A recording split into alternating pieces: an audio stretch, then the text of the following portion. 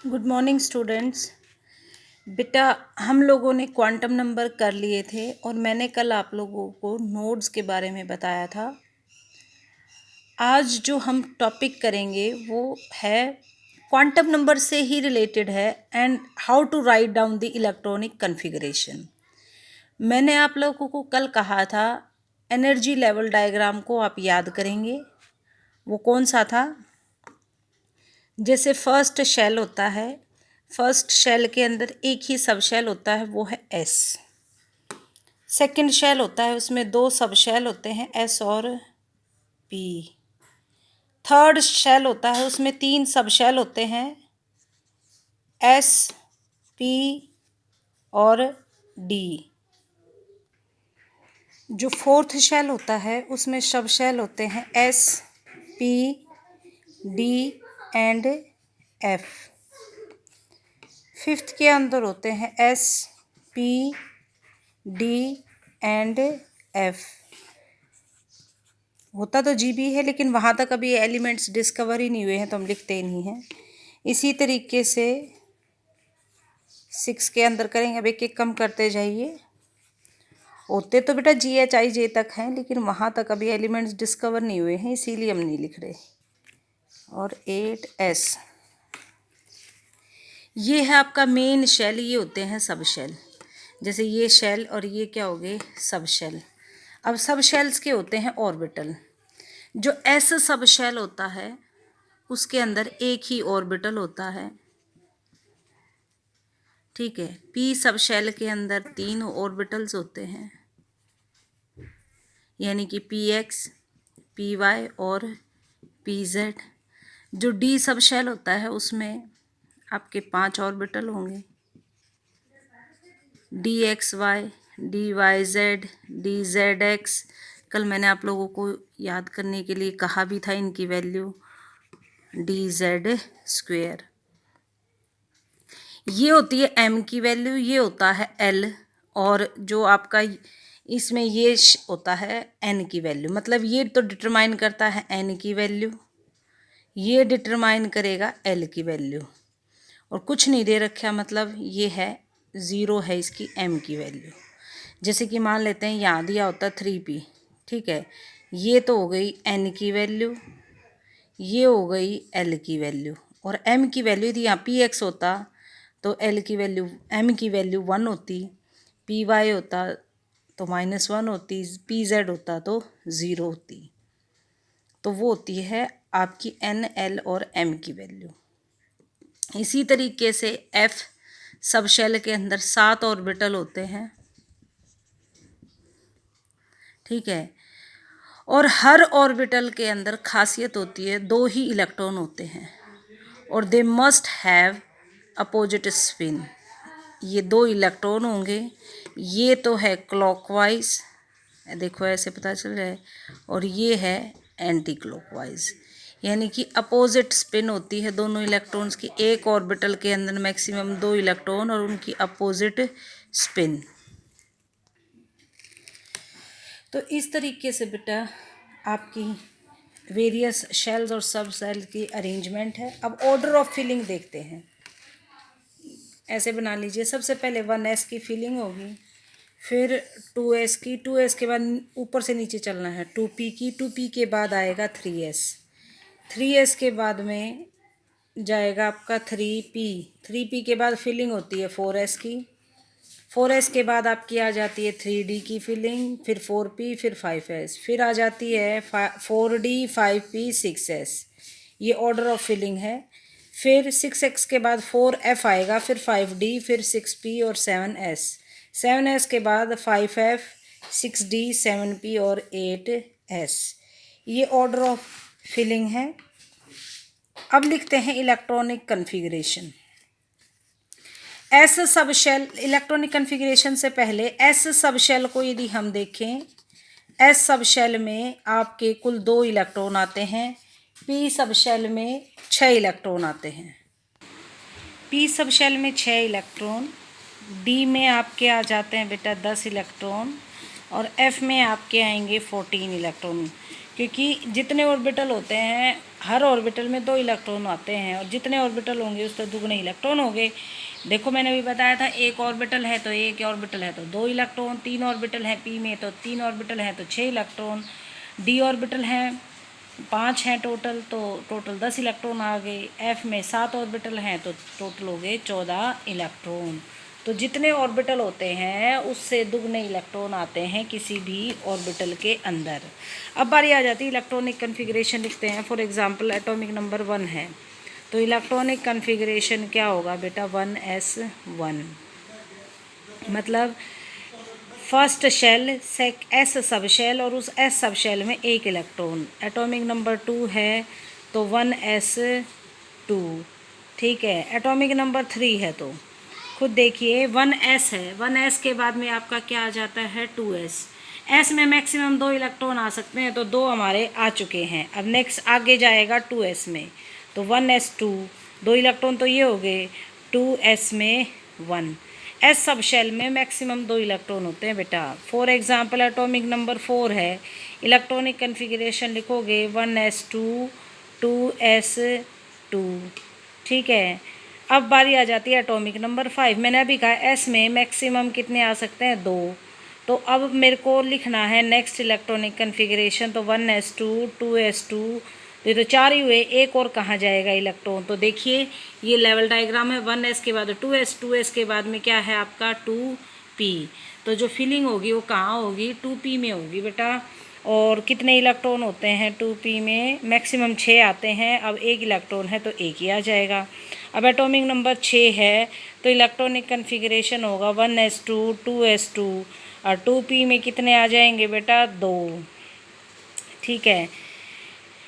अब देखिए इनको यदि मैं रिप्रेजेंट करूँ ऑर्बिटल्स को डायग्रामेटिक फॉर्म में रिप्रेजेंट करूँ तो इसको ऐसे रिप्रेजेंट करूँगी 1s1, इसको रिप्रेजेंट ऐसे करूँगी 1s2, सॉरी 1s1 आना था 1 इलेक्ट्रॉन, ये करूँगी 1s2, और ये करती मैं 1s2 और 2s1, 1s2 2s1, इसको रिप्रेजेंट करती। इसको करूँगी मैं 1s2 2s2, ठीक है। इसको रिप्रेजेंट करूँगी 1s2 2s2 और 2p में 3 ऑर्बिटल्स होते हैं, px py और pz, 2px 2py और 2pz, उसमें 1 इलेक्ट्रॉन, ठीक है। इसको रिप्रेजेंट करूँगी तो ऐसे करूँगी 1s2 2s2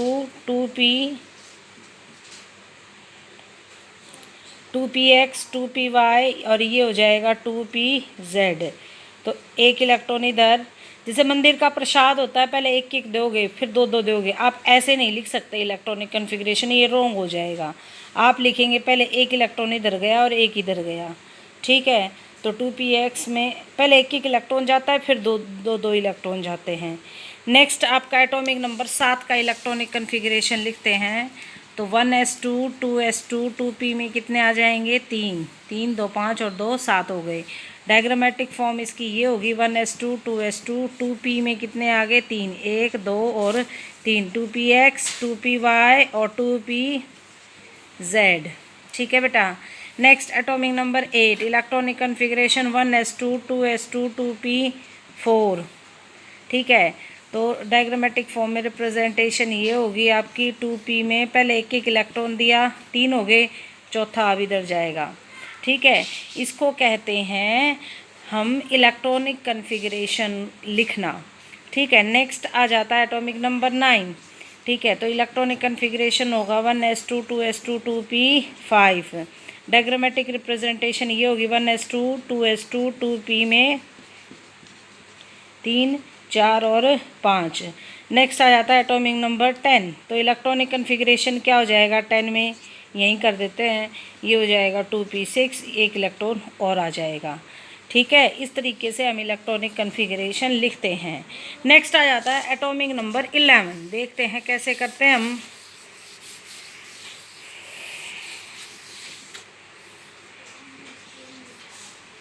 one S to 2p6, ठीक है। मैक्सिमम p में कितने आ सकते हैं, 6 इलेक्ट्रॉन आ सकते हैं। तो 2p तो हो गया फुल। अब 1 इलेक्ट्रॉन बच गया, वो कहाँ जाएगा, तो आते हैं एनर्जी लेवल डायग्राम पे। 2p के बाद कौन है बेटा, 3s है, तो 3s लिखा जाएगा यहाँ पर 3s में कितने इलेक्ट्रॉन, एक इलेक्ट्रॉन। ठीक है, ये इलेक्ट्रॉनिक कन्फिग्रेशन हो गया। डायग्रामेटिक रिप्रेजेंटेशन 1s2, ये हो गया आपका 2s2 और 2p6, 1 2 3 4 5 और 6, 2px 2py 2pz, और 3s में कितना आ जाएगा, एक इलेक्ट्रॉन। ठीक है, ये इलेक्ट्रॉनिक कन्फिग्रेशन हो गया। नेक्स्ट आ जाता है atomic number 12, electronic configuration 1s2 2s2 2p6 3s2। Same हो जाएगा इलेक्ट्रॉनिक रिप्रेजेंटेशन डायग्रामेटिकली, यहाँ 2 इलेक्ट्रॉन आ जाएंगे। ये हो गया एटॉमिक नंबर 12 का। नेक्स्ट करते हैं atomic number 13। Atomic number 13, electronic configuration 1s2 2s2 2p6 3s2, यहाँ तक हम चल चुके हैं। ठीक है, ये टोटल हो गया 12। अब 13वां इलेक्ट्रॉन, s में मैक्सिमम 2 आ सकते हैं, 2 आ चुके हैं, अब एक इलेक्ट्रॉन और बच गया, वो कहाँ जाएगा, फिर आ जाओ एनर्जी लेवल डायग्राम में। 2p के बाद क्या है 3s, 3s के बाद क्या है बेटा आपका 3p, तो 3p में आपका क्या जाएगा, एक इलेक्ट्रॉन जाएगा। ये हो गई इसकी इलेक्ट्रॉनिक कन्फिग्रेशन। डायग्रामेटिक रिप्रेजेंटेशन आपकी ये होगी 1s2 2s2 2p 1 2 3 4 5 6। ठीक है, और इसमें फिर क्या जाएगा, एक इलेक्ट्रॉन। देखिए ये इसमें और इसमें अंतर क्या है, ये 2px 2py और 2pz है, ये है 3px 3py और 3pz है। p सब शेल, लेकिन शेल चेंज हो गया है, और ये आपका था 3s, ये था 2s, ये था 1s, ये अंतर है इनमें। नेक्स्ट आ जाता है atomic number 14, 1s2 2s2 2p6 3s2 3p2। Atomic number 15 3p3 आ जाएगा। एटॉमिक नंबर 16 आपका यहाँ पर आ जाएगा, 16 में यहाँ पर 3p4 आ गया। देख लो, गिन लो, 6 7 8 9 10 12 और 4 16। एटॉमिक नंबर 17 यहाँ पर आ जाएगा आपका 3p5। एटॉमिक नंबर 18 यहाँ पर हो जाएगा आपका 3p6। एटॉमिक नंबर 19, अब बात आती है, क्योंकि p सब शेल में मैक्सिमम कितने इलेक्ट्रॉन आ सकते हैं, 6, तो अब 19 का लिखना है, तो ये तो हो गया फुल। अब नेक्स्ट सब शेल में चलोगे, कौन सा सब शेल होगा देखते हैं। इधर आ जाइए लेवल डायग्राम पे, 1s के बाद 2s 2s के बाद 2p 3s 3s के बाद 3p हम फिल कर चुके हैं। नेक्स्ट कौन आया, 4s, तो यहाँ पर क्या आ जाएगा बेटा 4s1। अब एटॉमिक नंबर यदि 20 लिखना हो तो यहाँ पर क्या हो जाएगा 4s2, और एटॉमिक नंबर यदि 21 करना हो आपको तो 4s2 तो अब फिल हो चुका है। 4s के बाद देखो कौन आ रहा है, 4s के बाद में कौन आ रहा है बेटा 3d, यहाँ पर आपका आ जाएगा 3d1। इस तरीके से हम फिलिंग करते हैं। इसी तरीके से एटॉमिक नंबर 24 की बात करते हैं। ठीक है, पहले लिखेंगे इलेक्ट्रॉनिक कन्फिग्रेशन, वो ये लिखा जाएगा 1s2 2s2 2p6 3s2 3p6 4s2 3d4। देखिए ध्यान से देखिए, हो गया यहाँ पर 24। ठीक है, होना ये चाहिए इलेक्ट्रॉनिक कन्फिग्रेशन, लेकिन ये इलेक्ट्रॉनिक कन्फिग्रेशन नहीं है। क्यों नहीं है बताएंगे अभी। पहले आप इसका डायग्रामेटिक रिप्रेजेंटेशन दो। यहाँ पर 1s में 2 इलेक्ट्रॉन, 2s में 2, 2p में कितने आ जाएंगे 1 2 3 4 5 6, ये हो गया 2p। नेक्स्ट है 3s, 3s में 2, 3p में फिर से 6, 1 2 3 4 5 6। 4s में 2 इलेक्ट्रॉन, और 3d सब शेल में 5 ऑर्बिटल होते हैं बेटा, तो 1 2 3 और 4 इलेक्ट्रॉनिक कन्फिग्रेशन ये होना चाहिए। लेकिन ये खास बात होती है, हाफ फिल्ड और फुल्ली फिल्ड डी ऑर्बिटल्स हैं, उनकी एनर्जी सबसे कम होती है, मतलब स्टेबिलिटी सबसे ज़्यादा होती है। तो ये इलेक्ट्रॉन, क्योंकि इनमें एनर्जी डिफरेंस बहुत कम है, 4s और 3d में एनर्जी डिफरेंस बहुत कम है, तो ये अपना एक इलेक्ट्रॉन इधर जंप करवा देगा। अब ये सारे के सारे क्या हो गए, हाफ फील्ड। पहले तो ये था कि ये तो फुल्ली फील्ड था, और ये भी पूरी एक एक इलेक्ट्रॉन सभी ऑर्बिटल्स को मिला ही नहीं। अब सबको क्या मिल गया, एक एक इलेक्ट्रॉन मिल गया, तो हाफ फील्ड होने की वजह से हाफ फील्ड हो गया। ये हाफ फील्ड होने की वजह से एक्स्ट्रा स्टेबिलिटी आ जाती है मॉलिक्यूल के अंदर। तो क्रोमियम का इलेक्ट्रॉनिक कन्फिग्रेशन 4s3d4 ना होकर के आपका होगा 4s1 और 3d5। इसी के बाद में सेम आपका एटॉमिक नंबर 29 में भी एक एक्सेप्शनल केस आएगा। होना तो चाहिए आपका वहाँ पर इलेक्ट्रॉनिक कन्फिग्रेशन 4s2 और 3d9 है, लेकिन 3d9 ना हो करके आपका होगा इलेक्ट्रॉनिक कन्फिग्रेशन 4s1 और 3d10। ये है कॉपर का केस। ठीक है, तो इन एक्सेप्शनल इलेक्ट्रॉनिक कन्फिग्रेशन को आप ज़रूर याद करेंगे, ये पेपर में आते हैं। ठीक है बेटा, इसके बाद आ जाता है आपका इलेक्ट्रॉनिक कन्फिग्रेशन। अब आप फर्स्ट 40 एलिमेंट्स के इलेक्ट्रॉनिक कन्फिग्रेशन मुझे लिख के दिखाएंगे और व्हाट्सएप करेंगे ताकि मैं चेक कर सकूं आप लोगों ने कोई मिस्टेक तो नहीं की है। ये आपका होमवर्क है।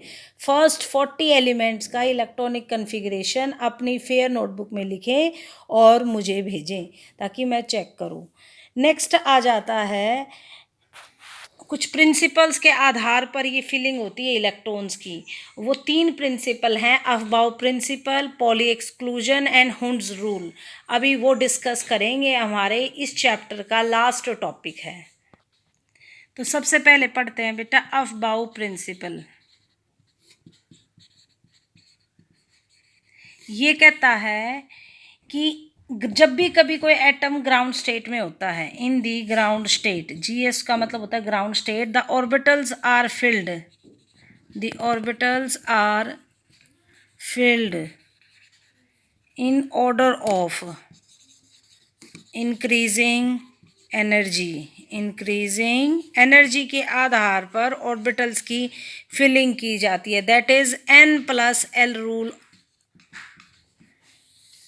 रूल के अकॉर्डिंग, यानी कि n+l का जो जोड़ है जिसका बढ़ता जाएगा उनकी फिलिंग पहले होगी। जैसे कि देखते हैं 1s है बेटा, 1s की एनर्जी कम है, पहले इसकी फिलिंग होगी, फिर 2s की, 2s के बाद 2p, 2p के बाद में 3s की, 3s के बाद 3p, 3p के बाद में 4s। अब मुझे कैसे पता चला इनकी एनर्जी कम है? फॉर एग्जांपल 1s को ही देखते हैं। 1s के अंदर आप देखें n की वैल्यू क्या है बेटा, 1 है, और l की वैल्यू क्या है, 0 है, क्योंकि s के लिए l की वैल्यू 0 होती है, तो टोटल वैल्यू होगी 1। 2s के केस में देखते हैं n की वैल्यू कितनी है आपकी, 2 है, और l की वैल्यू अगेन 0 है, तो सबसे कम एनर्जी किसकी हुई, 1s की। तो सबसे पहले फिलिंग किसकी होगी, 1s की। 2s हो गया। नेक्स्ट 2s के बाद में हम बात करते हैं 2p की। n की वैल्यू कितनी है, 2 है, l p के लिए l की वैल्यू होती है 1, तो टोटल वैल्यू होगी 3। तो 2s के बाद किसकी फिलिंग होगी, 2p की। 2p के बाद में 3s की बात करते हैं, n की वैल्यू 3 और l की वैल्यू अगेन 0, क्योंकि s के लिए 0 होती है, तो फिलिंग फिर होगी 3s की। अब क्वेश्चन अराइज करता है 2p और 3s में दोनों में जोड़ आपका 3 ही आ रहा है, तो पहले फिलिंग इसकी क्यों की? जब बेटा ऐसी सिचुएशन आ जाए n और l का जोड़ बराबर आए, तो पहले फिलिंग उसकी होगी जिसकी n की वैल्यू लेस होगी, n वैल्यू लेस। ठीक है, उसकी फिलिंग पहले होगी। Filling takes place which has lower value of n, जिसके n की वैल्यू कम होती है उसकी पहले फिलिंग होती है। तो अब देखो इसके केस में n की वैल्यू 2 है, इधर 3 है, तो फिलिंग पहले किसकी होगी, 2p की। अब देखो 3s के बाद में फिलिंग किसकी हो रही है, 3p की। ध्यान से देखिए 3p के बाद 4s की। 3p में हम यदि मैं n और l का जोड़ लगाऊं तो क्या बनेगा, n की वैल्यू 3, l की वैल्यू बेटा 1, तो टोटल होगी 4। तो 3s के बाद किसकी फिलिंग होगी, 3p की। इस तरीके से हम इनकी फिलिंग करते हैं, इसे कहते हैं अफबाउ प्रिंसिपल। अफबाउ प्रिंसिपल ये कहता है जब भी कभी एक एटम ग्राउंड स्टेट में होता है तो उनकी जो फिलिंग होती है इलेक्ट्रॉन्स की takes place in the increasing order of their n+l value. और n+l वैल्यू यदि सेम आ जाती है दो ऑर्बिटल्स की, तो the orbitals having less value of n, उसकी पहले फिलिंग होगी। ये है आपका अफबाउ रूल। ठीक है, होप सो आप लोगों को समझ में आया होगा। ठीक है, जब तक हम फिलिंग नहीं कर सकते जब नेक्स्ट ऑर्बिटल की, जब तक कि लोअर ऑर्बिटल फुल्ली फिल्ड ना हो जाए। फॉर एग्जांपल जब हमने इलेक्ट्रॉनिक कन्फिग्रेशन लिखा था तो हमने पहले फिल किया था 2s को, फिर 2s के बाद 2p को, 2p के बाद 3p को, 2p के बाद 3s को, 3s के बाद में आपके 3p को। इस ऑर्डर में हमने फिलिंग की थी, इसी ऑर्डर में आपने इलेक्ट्रॉनिक कन्फिग्रेशन लिखना है। ये है आपका अफबाऊ प्रिंसिपल। नेक्स्ट आ जाता है poly exclusion principle. Pauli exclusion principle को दो तरीके से डिफाइन किया जा सकता है। पॉली एक्सक्लूजन प्रिंसिपल, ठीक है बेटा। पॉली एक्सक्लूजन प्रिंसिपल ये कहता है कि इलेक्ट्रॉन की जो फिलिंग है वो इस ऑर्डर में की जाती है कि मैक्सिमम एक ऑर्बिटल में मैक्सिमम दो इलेक्ट्रॉन आएंगे and they must have opposite spin, यानी कि N orbital can occupy only 2 electrons. एक ऑर्बिटल के अंदर कितने इलेक्ट्रॉन आ सकते हैं? 2 इलेक्ट्रॉन्स आ सकते हैं। And they must have opposite spin. They must have opposite spin. उनकी स्पिन उल्टी होनी चाहिए। ये नहीं है कि दोनों क्लॉकवाइज हो जाएं या दोनों एंटी क्लॉक, ये भी गलत है, ये भी गलत है। एक क्लॉकवाइज दूसरा anti clockwise, this is the right arrangement of electron. एक डेफिनेशन इसकी ये भी हो सकती है कि एक इलेक्ट्रॉन के, किन्हीं भी दो इलेक्ट्रॉन के, no two electrons can have same value of all the quantum numbers। कहता है कि किन्हीं भी दो इलेक्ट्रॉन के चारों क्वांटम नंबर्स की वैल्यू कैन सेम नहीं हो सकती है। मतलब चाहे कम से कम एक क्वांटम नंबर की वैल्यू डिफरेंट मिलेगी ज़रूर। किन्हीं भी दो इलेक्ट्रॉन्स के चारों क्वांटम नंबर की वैल्यू कभी भी सेम नहीं हो सकती है। ये है आपका पॉली एक्सक्लूजन प्रिंसिपल।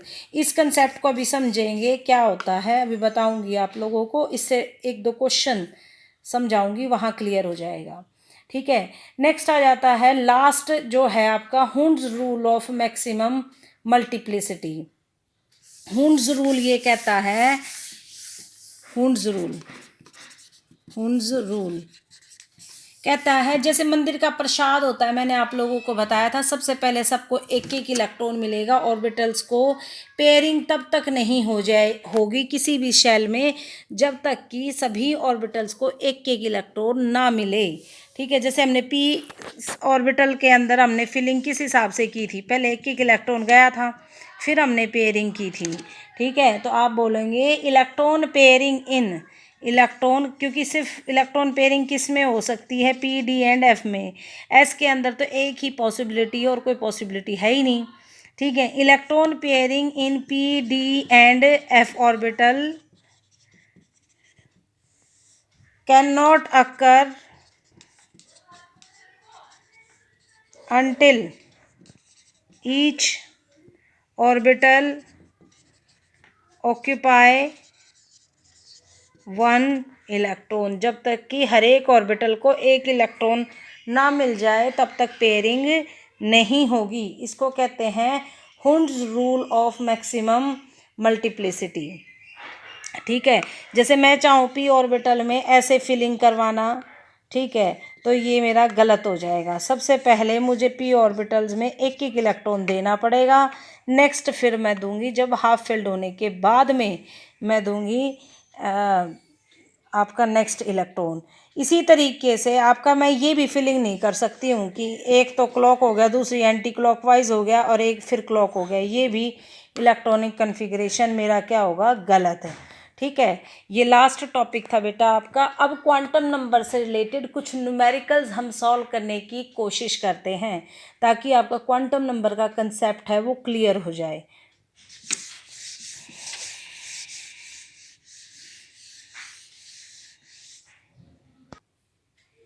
जैसे मेरा क्वेश्चन है कि an electron is in 4f orbital, what is the possible values of all the quantum number n, l and m and s it can have, ठीक है। तो 4f 4f दे रखा है आपको, तो n की वैल्यू तो ये होगी बेटा, n की वैल्यू कितनी होगी बेटा 4, ठीक है। और l की वैल्यू ये है आपकी, तो मैंने पहले भी बताया था s के लिए 0 होती है, p के लिए 1, d के लिए 2, f के लिए 3, तो l की वैल्यू 3 होगी। एक चीज़ और ध्यान रखना बेटा, l की वैल्यू, इस l की वैल्यू कभी भी n के बराबर नहीं हो सकती, ना इससे फालतू हो सकती, हमेशा इससे कम मिलेगी l की वैल्यू, ठीक है। तो मेरी देखो ये वैल्यू 3 है, ये 4 है, कम है, तो वी आर राइट। नेक्स्ट, अब आपको m की वैल्यू लिखनी है। जो भी l की वैल्यू होती है उसकी प्लस माइनस और 0 के बीच में होती है m की वैल्यू। तो m की वैल्यू कौन सी होंगी, +3, +2, +1, 0, -1, -2 और -3। और s के अंदर 2 ही स्पिन होंगी, +½ हर एक s में, इसमें भी 2 स्पिन होंगी, +½ और -½ क्लॉकवाइज और एंटी क्लॉकवाइज। ये सारे हो गए n, l, m और s की वैल्यूज। नेक्स्ट क्वेश्चन है, right down the quantum number n, l and m for the following 3dx² - y²। तो देखते हैं 3dx² - y², तो n की वैल्यू कितनी होगी 3, d l की वैल्यू कितनी होगी, मैंने अभी बताया था d के लिए वैल्यू कौन सी थी हमारी 2 थी, तो d के लिए होगी 2, m क्योंकि अब मेंशन किया है x² - y², और dx² - y² कल ही बताया था मैंने आपको कि dx² - y² के लिए m की वैल्यू होती है 2, तो m के लिए क्या आ जाएगी +2, ठीक है। जब तक मेंशन ना किया होता तो सारी वैल्यू होती +2, -2, +1, -1 और 0। अब मेंशन कर दिया dx² - y², तो अब x² - y² के लिए m की वैल्यू सिर्फ होती है +2। अब -1, -2 ये नहीं लेंगे आप, और s के लिए वैल्यू या तो +½ या फिर -½ इसी तरीके से नेक्स्ट है आपका 4dz², 4dz², देखते हैं 4dz², n की वैल्यू 4, l की वैल्यू d है ना, तो d के लिए क्या था 2 था, m की वैल्यू z² है, तो dz² के लिए m की वैल्यू कितनी है 0, याद कीजिए m की वैल्यू कितनी आ जाएगी 0, और s की वैल्यू +½ या फिर -½ और -½ नेक्स्ट आ जाता है 3dxy के अंदर लिखिए आप, ठीक है। थर्ड क्वेश्चन है ये वाला, 3dxy के अंदर लिखेंगे तो 3d खुद सोचिए, 3dxy n की वैल्यू कितनी होगी 3, l की वैल्यू कितनी होगी 2, और xy दे रखा है, xy जब होता है तो वहाँ फिर जाइए टेबल पे, dxy के लिए m की वैल्यू क्या होती है -2, ठीक है,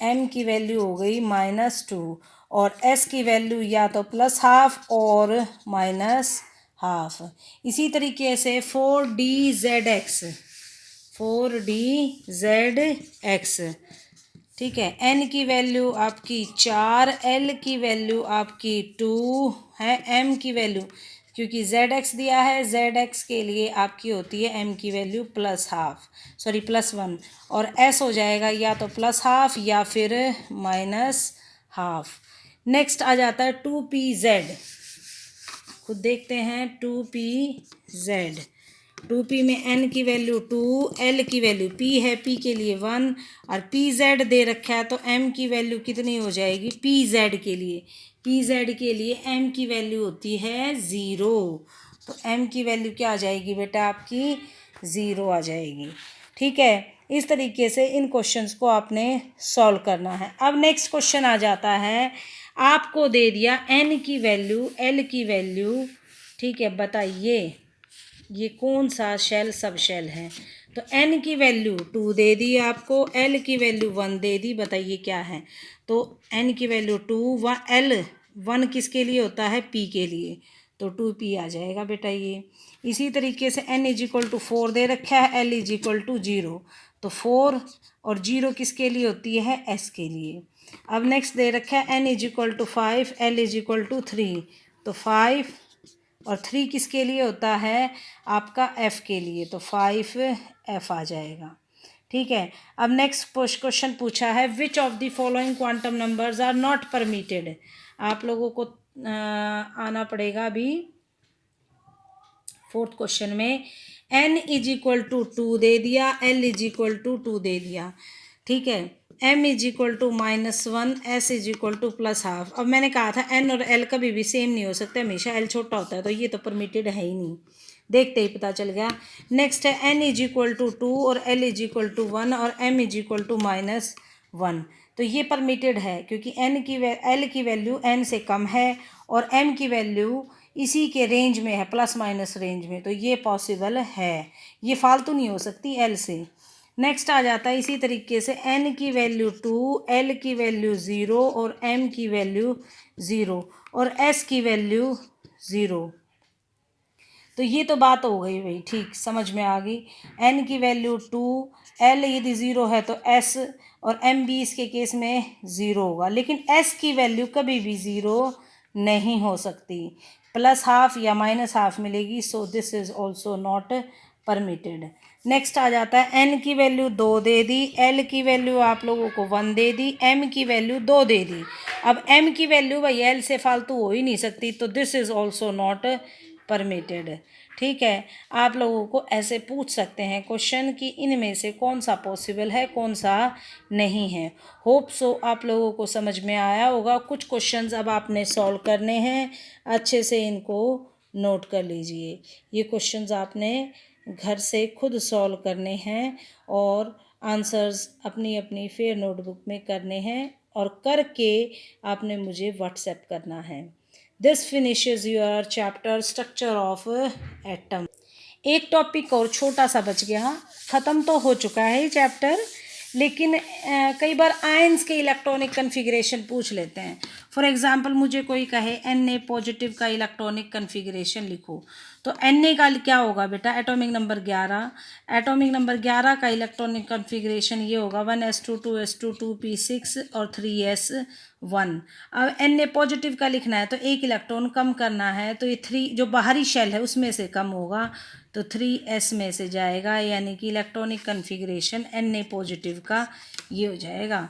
इसी तरीके से फॉर एग्जांपल मेरे को कोई कहे आप राइट कीजिए electronic configuration of chromium plus, ये कह दे, तो इलेक्ट्रॉनिक कन्फिग्रेशन पहले क्रोमियम का लिखो, ये होता है 1s2 2s2 2p6 3s2 3p6 4s1, एक एक्सेप्शनल कन्फिग्रेशन है 3d5। बेशक हमने फिलिंग बाद में इसकी करी हो, हमने वैसे तो कायदे के अनुसार 4s की बाद में होनी चाहिए थी फिलिंग, लेकिन नहीं, पहले हमने फिलिंग किसकी की है 4s के केस में। कैसे पता चला मुझे, इसमें देखो n और l का जोड़ कितना है, n की वैल्यू 4, l की वैल्यू 0, ठीक है, तो टोटल वैल्यू होगी 4। इसके केस में देखो n की वैल्यू 3, l की वैल्यू आपकी कितनी आ जाएगी, d के केस में होती है आपकी बेटा 2, तो टोटल वैल्यू कितनी आ गई 5, तो वैल्यू कम किसकी है 4s की, तो फिलिंग पहले किसकी होगी 4s की, ठीक है, बाद में होगी 3d। ये है अफबाउ रूल, मैंने आपको बताया था, ठीक है।